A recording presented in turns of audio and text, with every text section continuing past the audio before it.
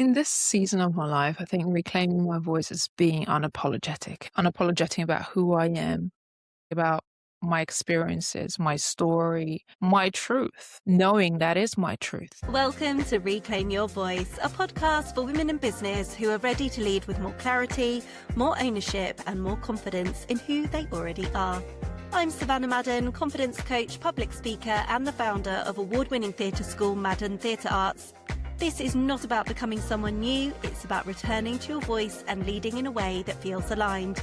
Here we explore confidence, leadership, visibility, business growth, and the real shifts that happen as you evolve.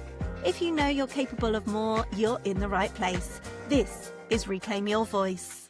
Hello and welcome to Reclaim Your Voice. I'm your host, Savanna Madden, confidence coach for women in business, helping female founders who are at the point of growth step into leadership with clarity, authority, and confidence without losing themselves in the process.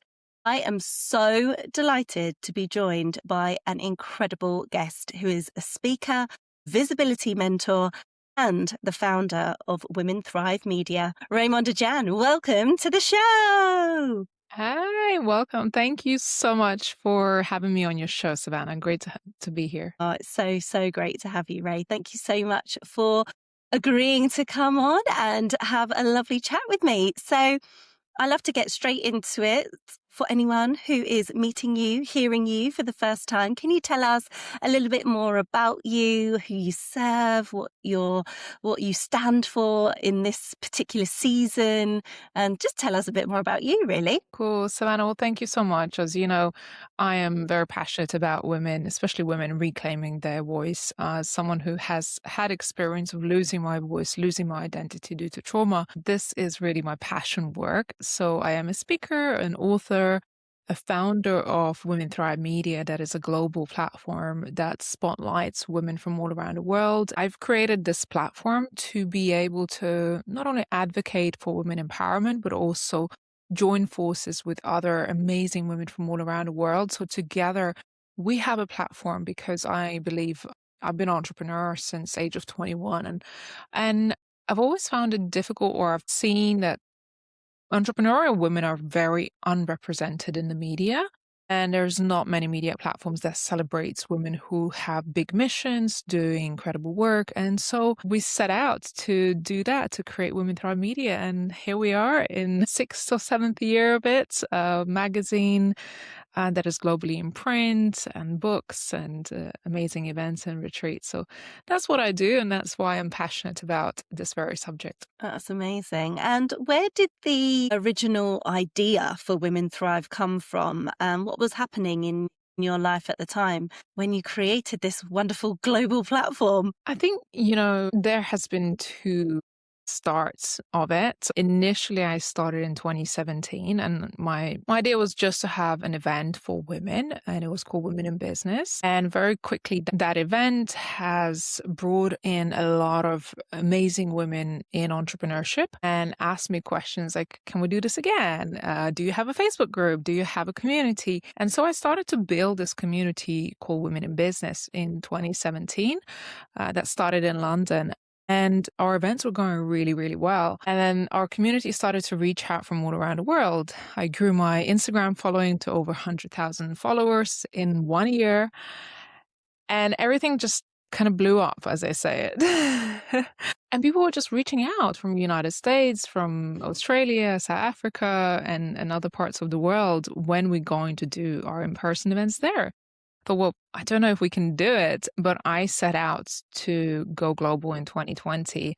And as you know, 2020 was a complete shutdown, and we had to cancel our very first event of the year that was going to take in Atlanta, United States. I worked on it for 3 months. I had speakers, sponsors, vendors, venue, like literally everything booked. And when I started to see signs that that wasn't going to happen, I had to officially cancel the event and kind of take my losses. But in that moment, I realized that even though I felt hard, like really soul crushed, to be honest, about canceling this event, because I've put in so much work and hope into it, I realized that this wasn't really about me. And if I feel like that, okay, maybe I've lost time, maybe I've lost some money, but it's nowhere as bad as maybe some other people are going through right now. And so I decided to pivot that event into a virtual event. And that name, Women Thrive, was very natural title for that event to say,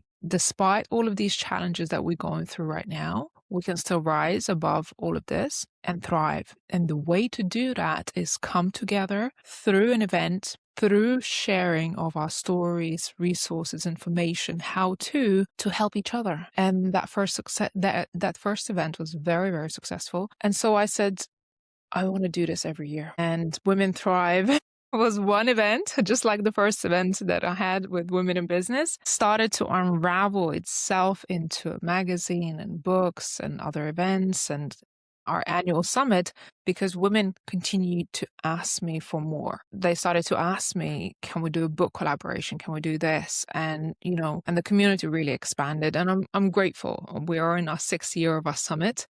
I can't believe how fast the time has gone. We're back to live in-person events. And so that is the story behind Women Thrive. Yeah, I was absolutely going to ask you, Raimonda, about what was going through your mind when you had to make that decision and make that pivot. But you've already answered it, really. And I just love how you looked at it as a positive and thought about all the other people in the world that were all suffering at the same time, and how could you make this event happen, and how could you enhance these collaborations and these moments of connection by pivoting and having something a bit different at the time. But as you mentioned earlier, we are moving back into more in-person things, but online summits are still hugely popular. And we have the Women Thrive Summit coming up in March at the time of recording now. But I would love to know what you're most excited about for your in-person event in London in June as well. Oh my goodness. I smile because it's such a 360-degree moment. And I must say, after we have had to cancel that event, there were so many times that I considered of hosting another event or putting on another big event. But there was this fear inside. Is it going to work? Is there going to be enough people showing up? Are we going to have another scare for COVID or whatever? I am really excited because this is our first major event since 2019, major production. But this time, it feels different. This time we have a solid community, an organization with so many women who, again, want to be there. So we're not just marketing it to a cold audience. Now we have women who seeing this event and seeing this as an opportunity to extend those relationships that already have started and begun long before London. So some of the speakers that have been confirmed have been our clients or our community members for quite some time. They are not new to the community. So we build those relationships. Really excited about seeing them on the stage and meeting all the other women and getting to hug them. I am really, really excited for that and bring that transformation and opportunity for women to network in person. It's going to be really amazing. It is going to be incredible.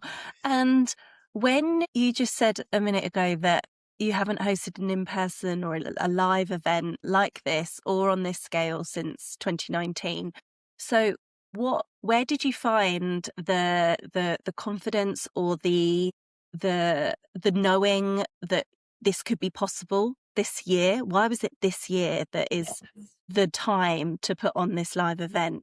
Yeah, it's like there has been enough years. I said, okay, maybe next year or maybe next season. And, in the midst of that, I've moved countries. I had 2 babies, published multiple books. So I've been busy.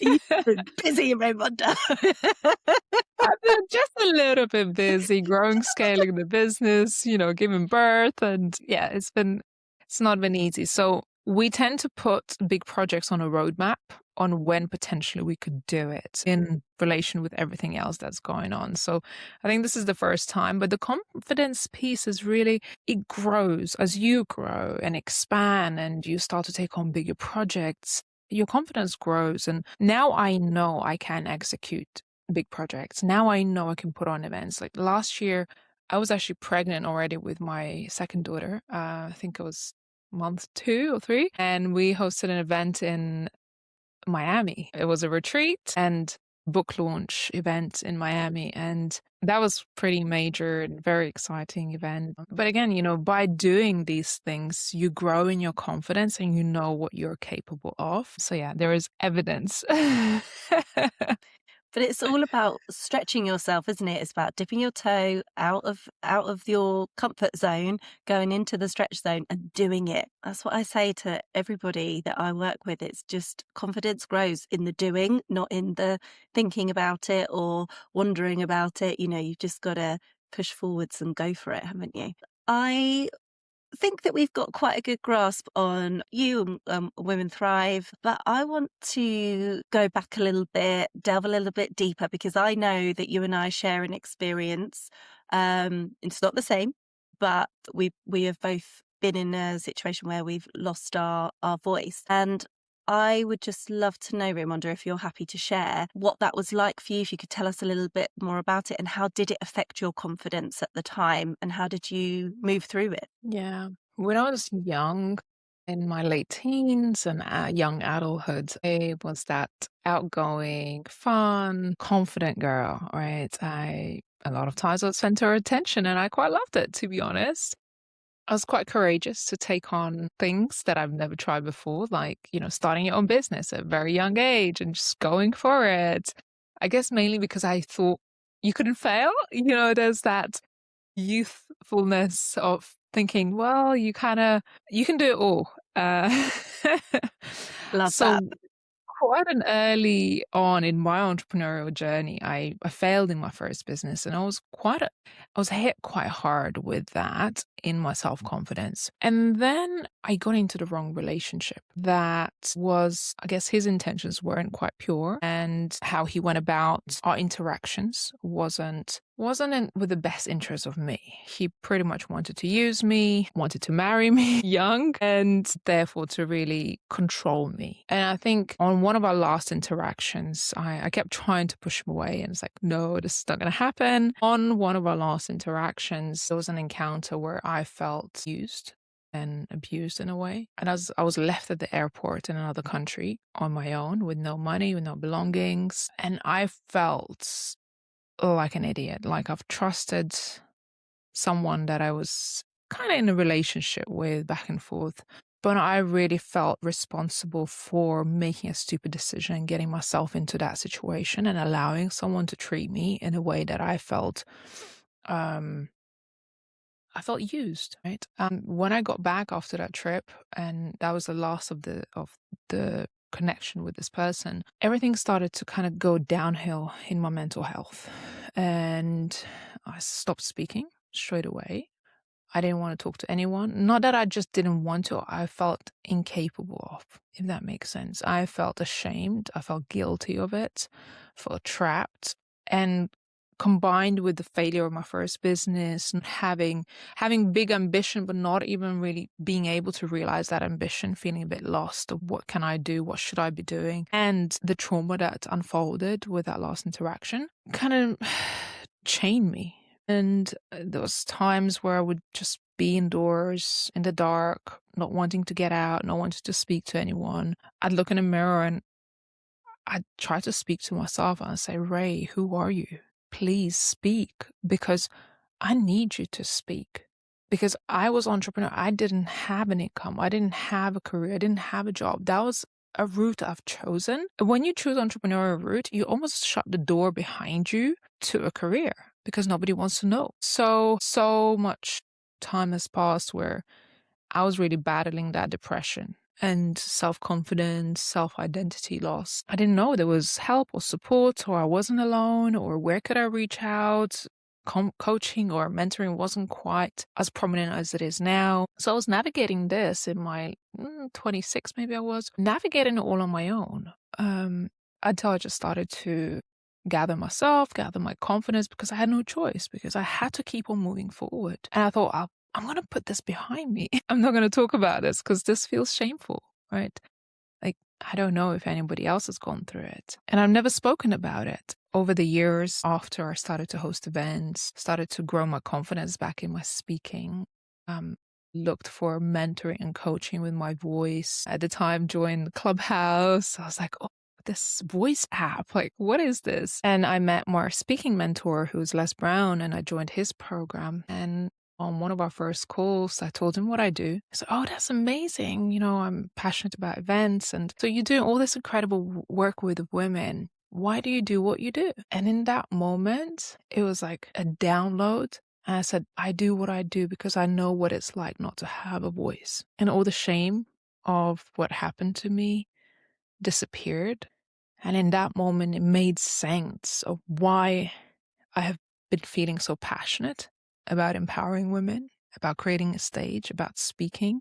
But I realized that I myself have not spoken my truth up until that point, and I've never shared that story. That felt so shameful. So that was the first time that I revealed it. And it was about 70, 80 people in that room, virtual room. And I felt empowered, like I reclaimed my voice at that moment. Oh, yes, Ray. Oh, yes. Oh, my goodness. Thank you so much for sharing that with us. That is just such an inspirational story. And of course, I'm so sorry for your experience in your in your late teens and early 20s. But what a way to turn a negative situation into something so positive that has such an enormous impact on so many other people. And I imagine people listening will completely identify with so many elements. And there may be people that have been through a similar experience to you. And it's just so important to share these stories so that we can all feel included and seen, and that anything is possible as well. You know, it's inspirational that we can all rise, and we can rise together, and we can collaborate with one another and work together.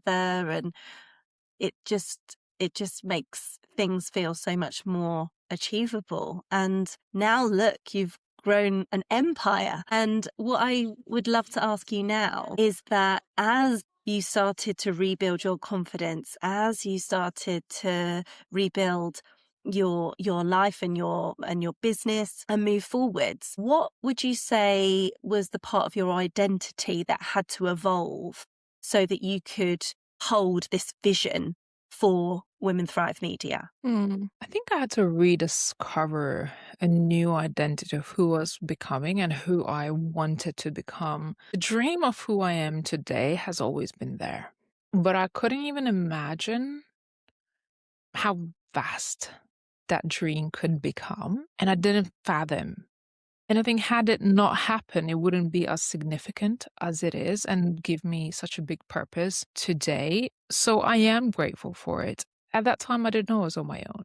I didn't know, actually, I wasn't on my own. When I started to share that story, other women come forward and said, I've experienced the same thing. I can relate to that story. I was like, wow, now it makes sense.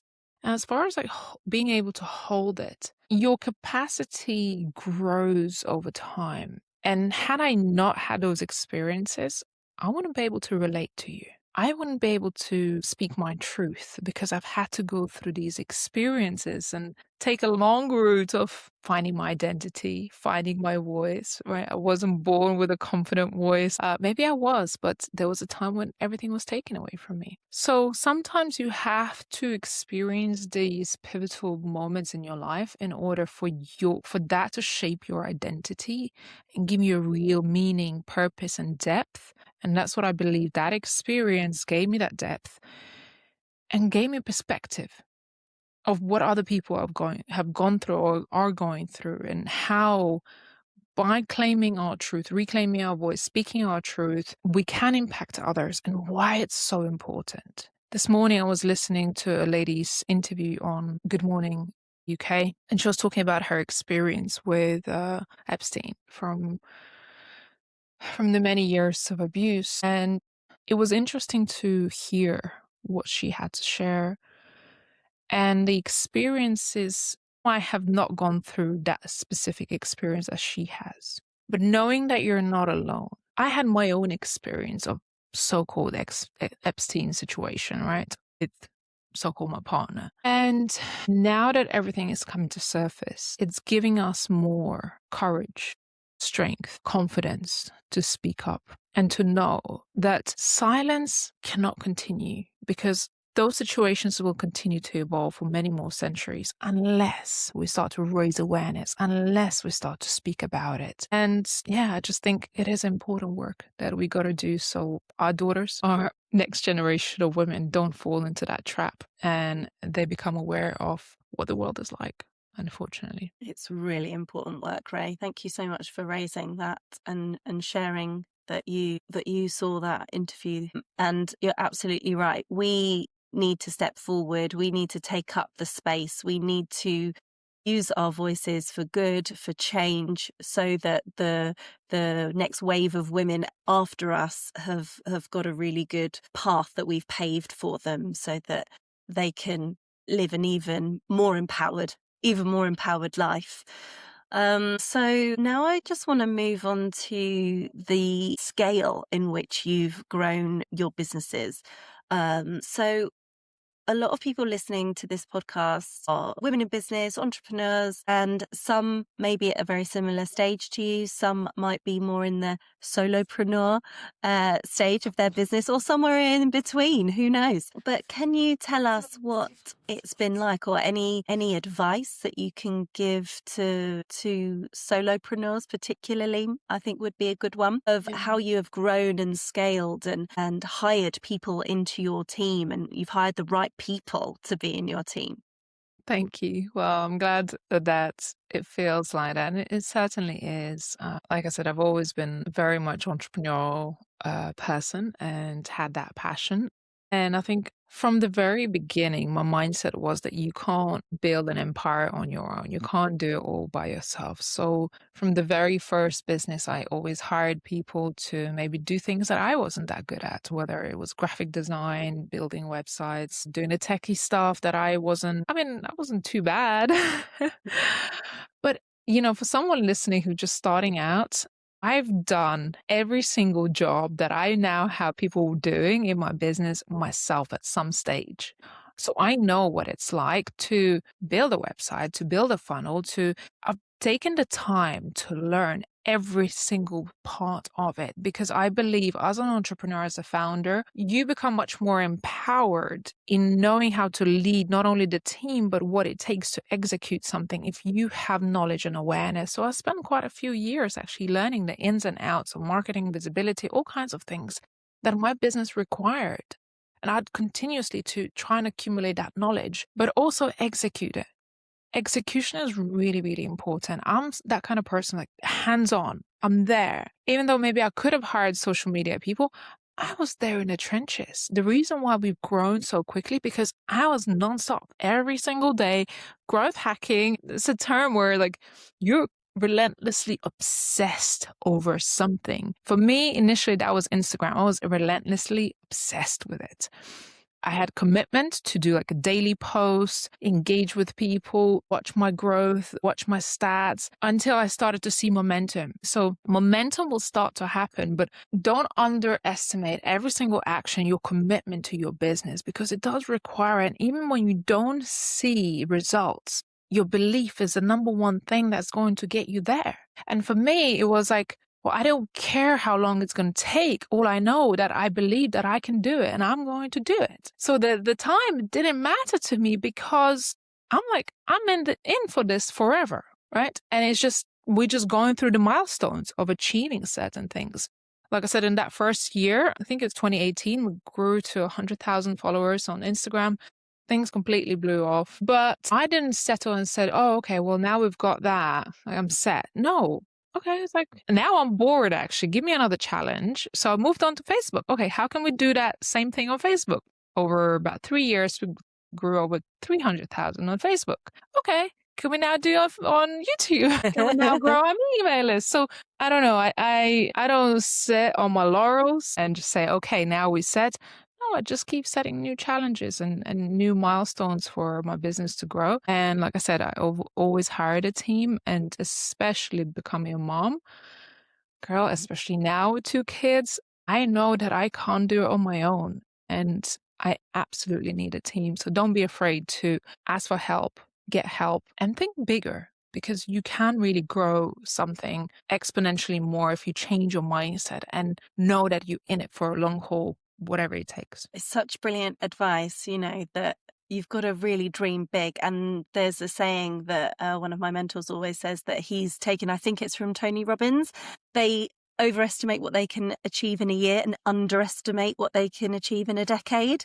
Whereas, if you think about the bigger picture and all the really big goals of looking at what you could achieve in 10 years, the world is your oyster, as they say.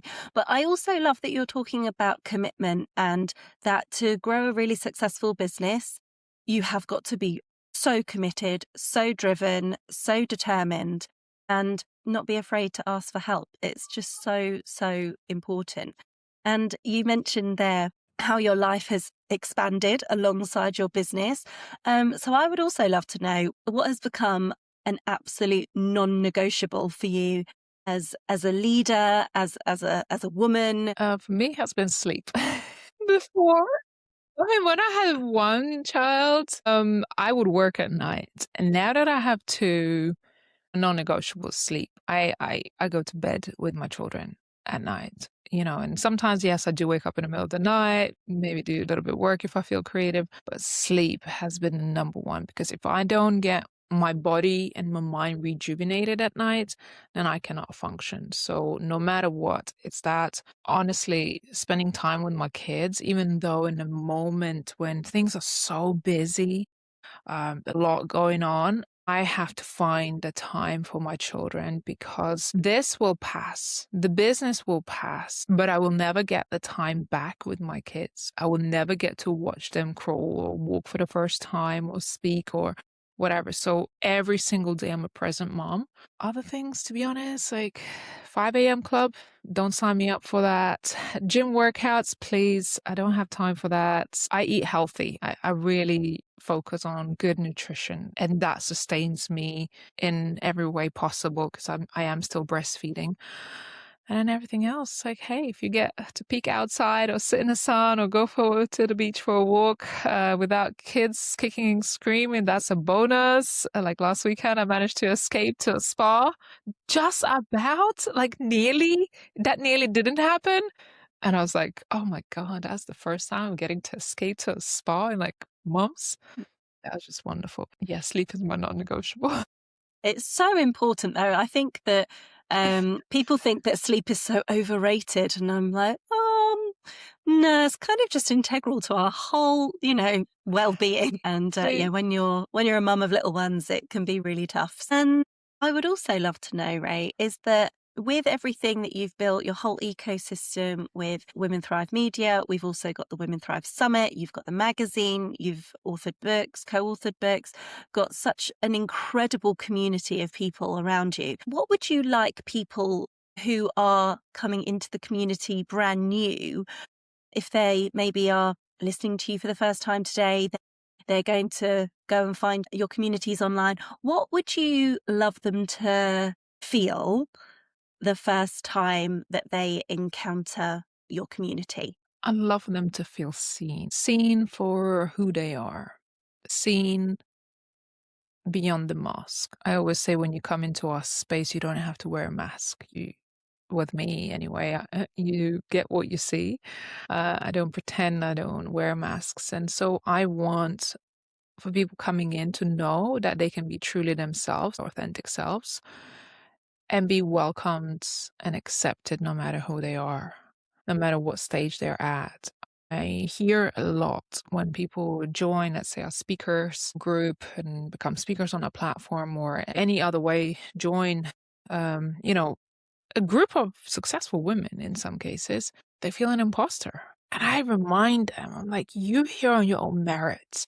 And I remind them that, look, it doesn't matter where somebody else is. You're on your own journey and you can be inspired, not intimidated. You bring your own. And yeah, I just want women to know that you will build that confidence. You will build that up.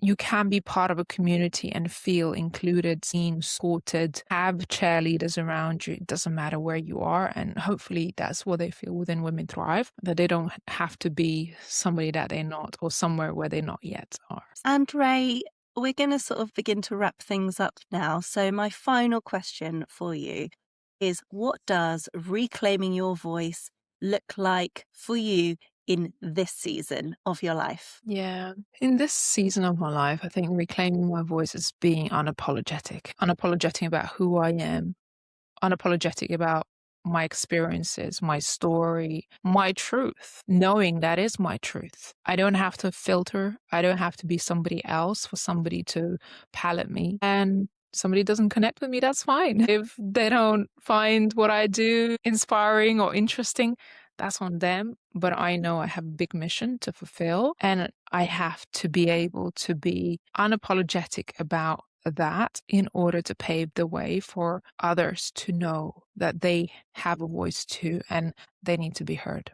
Thank you so much for sharing that, Ray. It's absolutely incredible. So we have got the Women Thrive Summit coming up very soon. If people would like to attend, how do they get a ticket? What do they have to do? Please tell us. Yeah, well, I'm excited that you're going to be one of our speakers at the summit alongside nearly 50 amazing women from all around the world. So you can go over to womenthrivesummit.com and check out how you can register for your free spot. It's a virtual event, so also you're able to upgrade your ticket.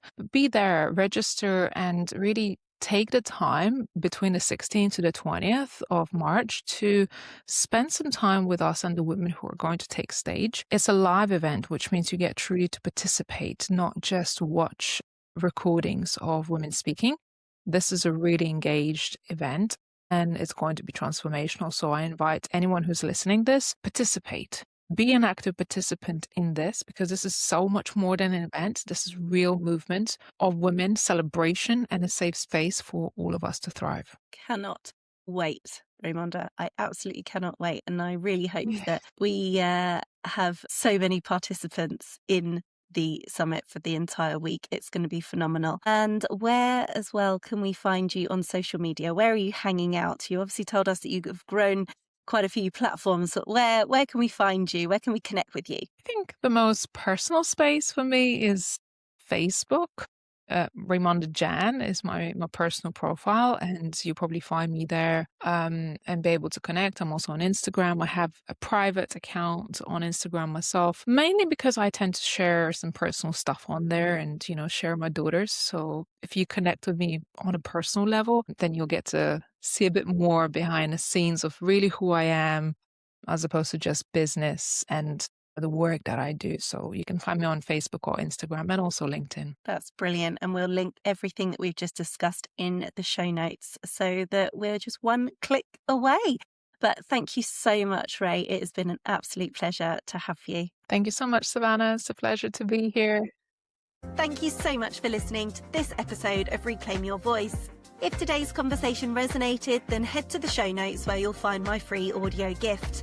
And if this episode helped you in any way, it would mean so much if you shared it, rated or reviewed the show. That support helps these conversations reach the people who really need them. You can also watch the full episode on YouTube. Thank you so much for listening, and we'll see you soon.